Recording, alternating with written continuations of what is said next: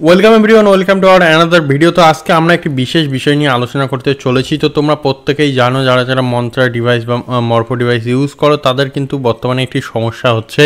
তো সেই সমস্যার সমাধান নিয়েই মূলত আজকের এই ভিডিওটি বিশেষভাবে তৈরি করা। তো অবশ্যই তোমরা এই ভিডিওটিকে দেখবে যাদের যাদের মন্ত্রা বা মরফো কানেক্ট হচ্ছে না বা অনেক রকম সমস্যা দেখা দিচ্ছে, বা অনেকেরই দেখাচ্ছে যে এই লোকেশনে মন্ত্রা বা মরফো তোমাদের কানেক্ট হবে না। তোমরা যেই লোকেশনে এই আইডি নিয়েছিলে সেই লোকেশনে গিয়ে ট্রাই করো তাহলে হবে। তো এই রকম যদি সমস্যা হয় বা মন্ত্রা মরফো ড্রাইভার রয়েছে, ড্রাইভার যদি তোমাদের কাছে না থাকে আপডেট ড্রাইভার, তাহলে এই ভিডিওটি বিশেষ করে তোমাদের জন্য। তো অবশ্যই ভিডিওটিকে প্রথম থেকে শুরু করে শেষ পর্যন্ত দেখতে হবে, চ্যানেলটিকে সাবস্ক্রাইব করতে হবে, বন্ধুদের সঙ্গে শেয়ার করতে হবে। তো চলো দেখে নেব কি করে।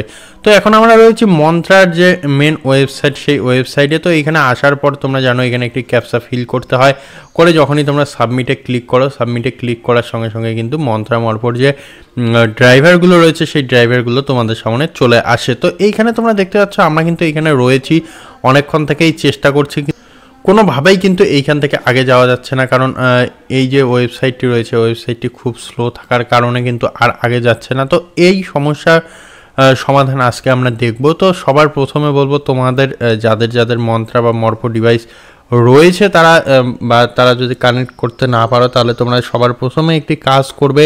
সেই কাজটি হলো, তোমাদের যে ড্রাইভার রয়েছে, তোমরা এইখানে যদি দেখো তাহলে এইখানে মন্ত্রার যে ড্রাইভার রয়েছে, আমি মন্ত্রাটি ডিসকানেক্ট করলাম। তো এইখানে ডিসকানেক্ট দেখাচ্ছে, যেহেতু আমি আপডেট করে নিয়েছি। তো এখন আমি তোমাদের দেখাবো তোমাদের কি কি কাজ করতে হবে, তাহলে তোমাদের মরফো বা মন্ত্রা ডিভাইসটি কানেক্ট হবে। তো সবার প্রথমে তোমাদের কম্পিউটার স্ক্রিনে আসতে হবে, হোম পেজে আসতে হবে। এসে এইখান থেকে কিন্তু তোমাদের কন্ট্রোল প্যানেলে যেতে হবে। কন্ট্রোল প্যানেল তোমরা সোজাসুজি এখানে সার্চ করে নিতে পারো। কন্ট্রোল প্যানেল নিয়ে কিন্তু এইখান থেকে তোমরা যখনই দেখবে আনইনস্টল এ প্রোগ্রাম, তো এই লিঙ্কে যেতে হবে। যাওয়ার পর এইখান থেকে কিন্তু তোমাদের যে মরফোর বা মন্ত্রার যে ড্রাইভারগুলো রয়েছে সেগুলো সোজাসুজি আনইনস্টল করে দিতে হবে। তোমরা এখানে দেখতে পাচ্ছ দুইটি কিন্তু ড্রাইভার রয়েছে, এই দুইটি আনইনস্টল করে দিতে হবে। এবং তোমাদের যাদের যাদের মরফো রয়েছে, তোমরা কিন্তু মরফোরও যে ড্রাইভার রয়েছে সেটি আনইনস্টল করে দেবে। দেওয়ার পর তোমাদের ফাইলের মধ্যে যেইখানে বা তোমাদের কম্পিউটারের যে ড্রাইভের মধ্যে, যে ফাইলের মধ্যে এই মরফো মন্ত্রার ড্রাইভারগুলো ডাউনলোড হয়েছে, সেই ফোল্ডারে যেতে হবে এবং গিয়ে সেইখান থেকে পুরোপুরিভাবে সেগুলিকেও ডিলিট করে দিতে হবে। দেওয়ার পর তোমরা সোজাসুজি রিসাইকেল বিনে চলে আসবে এবং রিসাইকেল বিনে আসার পর এমটি করে দিতে হবে। কারণ রিসাইকেল বিনে সেই ফাইলগুলো থাকলে কিন্তু তোমাদের কোনোভাবেই এই কাজ করা সম্ভব হবে না। তো তারপরে তোমাদের যেই কাজটি করতে হবে সেটি তোমাদের এখান থেকে তোমাদের যে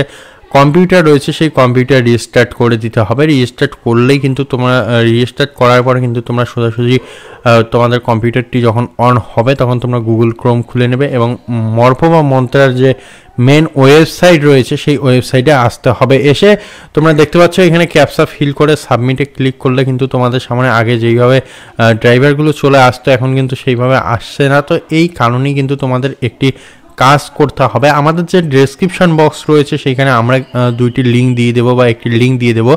সেই লিঙ্ক থেকে কিন্তু তোমাদের ড্রাইভার ডাউনলোড করতে হবে এবং যদি এইখানে খুলে যায় তাহলে তোমরা মনে রাখবে সবার প্রথমে কিন্তু প্রথম যে ড্রাইভারটি রয়েছে সেটি ডাউনলোড করে ইনস্টল করবে, তারপরে দ্বিতীয় ড্রাইভারটি ইনস্টল করবে, তাহলেই হয়ে যাবে। এবং আমরা যে লিঙ্ক দেব সেই লিঙ্ক থেকে কিন্তু তোমরা একবারেই ডাউনলোড করতে পারবে। তো সেই লিঙ্কটি আমরা কোথায় পাবো? তো তোমরা জানো পে নিয়ার বাই বলে একটি অ্যাপ রয়েছে, যে পে নিয়ার বাই অ্যাপের মধ্যেও কিন্তু এই ড্রাইভারটি দেওয়া থাকে। বা আমরা দেখেছি যেই সব এইপিএস সিস্টেম অ্যাপ রয়েছে যেইখান থেকে টাকা তোলা যায়, সেই অ্যাপগুলির মধ্যে কিন্তু এইভাবে বিভিন্ন যে ডিভাইসগুলো রয়েছে, ফিঙ্গারপ্রিন্ট ডিভাইস, তাদের যে ড্রাইভার রয়েছে সেই ড্রাইভারগুলো কিন্তু অলরেডি দেওয়া থাকে এবং সেইখান থেকে কিন্তু আমরা খুব সহজেই ডাউনলোড করতে পারি। তো চলো দেখে নেবো কীভাবে তোমরা ডাউনলোড করো। তো এইখানে এসে তোমরা যখনই ডিটেলস ফিল করবে তখনই দেখবে এইভাবে তোমাদের সামনে তোমাদের ড্রাইভারগুলো চলে আসবে এবং ড্রাইভারের নিচে যদি দেখো বা তোমাদের যে ডিভাইসগুলো রয়েছে ডিভাইসগুলোর নাম এইভাবে চলে আসবে এবং তার যে ড্রাইভার সেই ড্রাইভার কিন্তু এইভাবে নিচের থেকে তোমরা ডাউনলোড করতে পারবে। তো আমরা ডাউনলোড করে নেব সবার প্রথমে সেই ড্রাইভারটি